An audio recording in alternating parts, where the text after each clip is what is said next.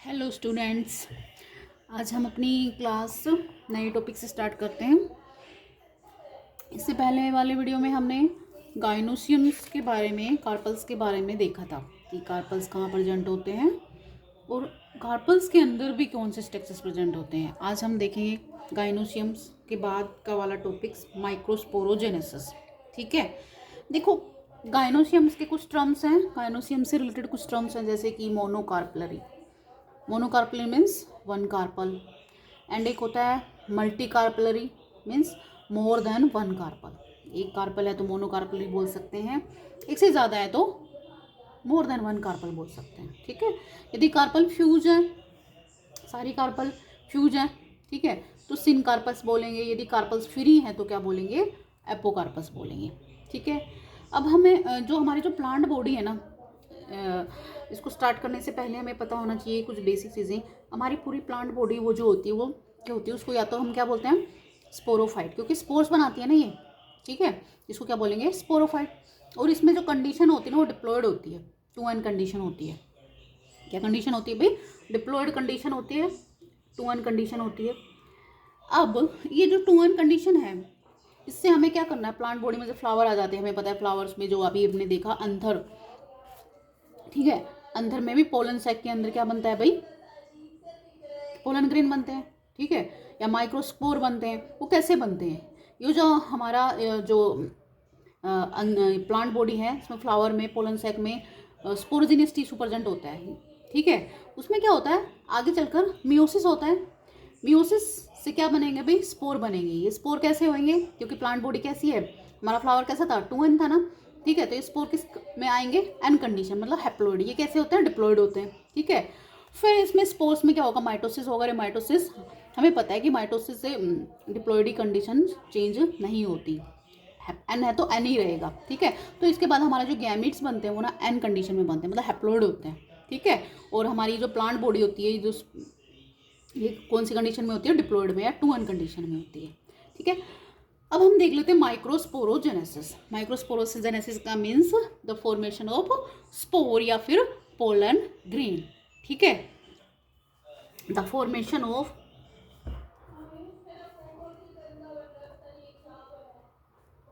Pollen grain, ठीक है, या फिर microspore is called microsporogenesis. Microsporogenesis flower के अंदर कहाँ होती है, हमारे प्लांट में। ठीक है, फ्लावर के मैंने बताया था, फ्लावर होता है जो रिप्रोडक्टिव पार्ट होता है, इसी में मेल गैमेट और फीमेल गैमेट बनेंगे प्लांट के अंदर। हमने देखा टीएस ऑफ अंदर, जो हमारा अंदर है, जो कि स्टामिन का पार्ट होता है, ये हमारा अंदर है। ठीक है, और ये हमारा क्या है भाई, फिलामेंट है,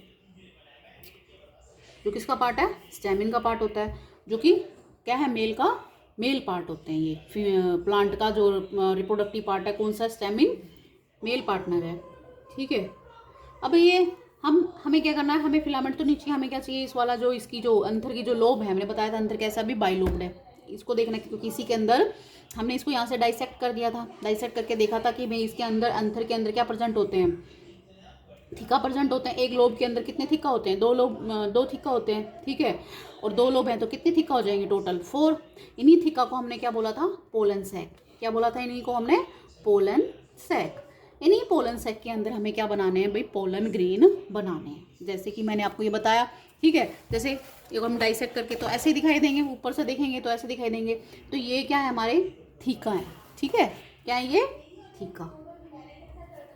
अब हम जैसे अभी पूरा ये डिटेल में पूरा स्ट्रक्चर है, जैसे कि हमने इसको डाइसेक्ट कर रखा है पोलन ग्रेन को, ऐसे ऊपर से इसको देख रहे हैं, तो हमें कैसे अंदर के अंदर इस जो लोब है, कितनी लोब थी, बाई लोब थी ना, एक लोब ये लगा लो ऐसे ऐसे, ये ग्रूथ है जो दोनों लोब्स को डिवाइड कर रहा था, और एक लोब में कितनी थिका थे या पोलन सैक थे, 2।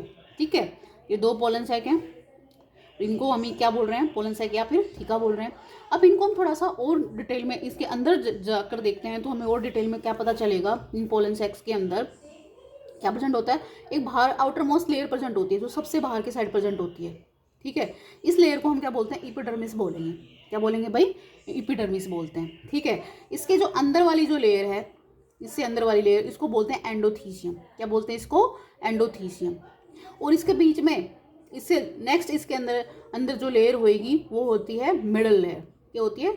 इसके 1 या 2 लेयर्स प्रेजेंट होते हैं मिडल लेयर्स की। और जिसके जो इनर मोस्ट लेयर होती है, जो सबसे अंदर वाली जो लेयर होती है, उसको बोलते हैं टैपिटम। क्या बोलते हैं उसको? टैपिटम। ठीक है। और इसके अंदर सबसे अंदर क्या प्रेजेंट होता है? ये आपको दिखाई दे रहा है, ये क्या है? माइक्रोस्पोरेंजियम। इस माइक्रोस्पोरेंजियम के अंदर क्या प्रेजेंट होता है? ये स्पोरोजीनियस टिश्यू। क्या प्रेजेंट होता है? Sporogenous tissue. इसको माइक्रोस्पोरेंजियम बोल रहे हैं। ठीक है, आप यहाँ पे भी लिख सकते हैं माइक्रोस्पोरेंजियम है ये, स्पोरेंजियम। और इसके अंदर क्या प्रेजेंट है? माइक्रोस्पोरोजीनियस टिश्यू, जो कि 2N कंडीशन में है। किस कंडीशन में? डिप्लॉयड है। ठीक है। अब ये जो हमारी जो टैपिटम लेयर है, ये कैसी है? अभी बायोन्यूक्लियड है। इसमें 2 न्यूक्लियस प्रेजेंट होते हैं। क्या प्रेजेंट होते हैं? 2 न्यूक्लियस प्रेजेंट होते हैं।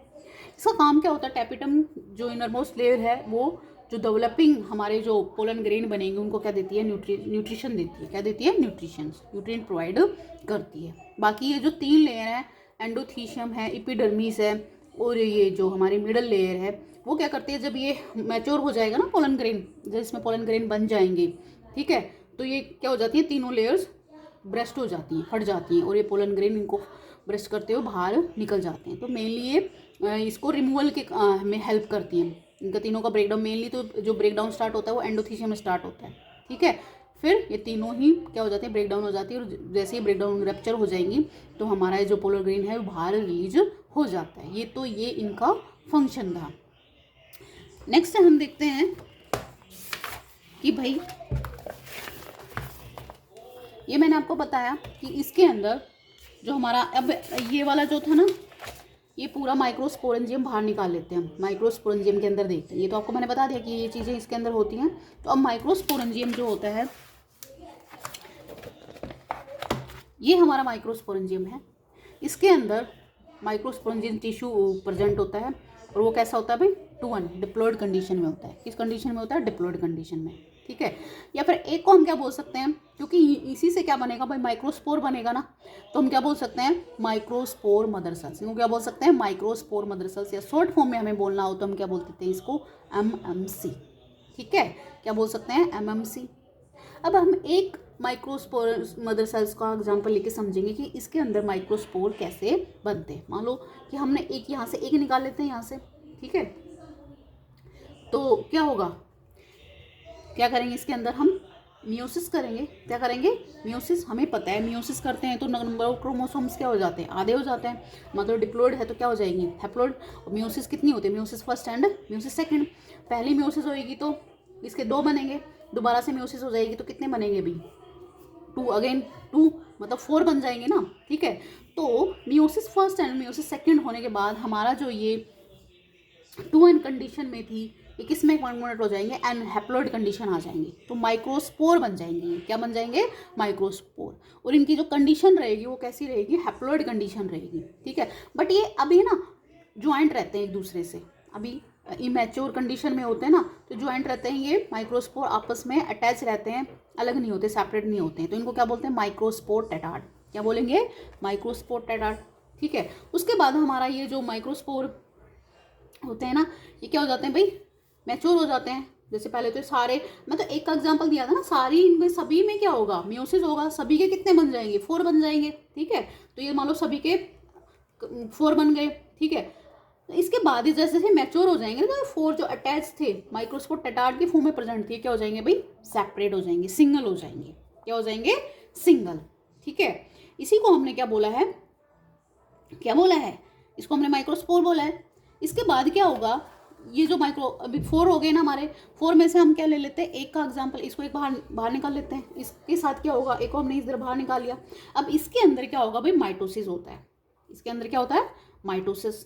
ठीक है। जैसे इसमें माइटोसिस हो जाएगा तो इसकी कितनी सेल्स बन जाएंगी? इसके अंदर 2 सेल्स बन जाएंगी। ठीक है। एक सेल्स को हम क्या बोलेंगे भाई? माइटोसिस में हमें पता है हैप्लॉयड कंडीशन ही रहती है, तो ये भी जो हैप्लॉयड कंडीशन, प्लॉयडी चेंज नहीं होती है, तो ये जो सेल्स बनेंगी हैप्लॉयड कंडीशन में रहेंगी। ठीक है।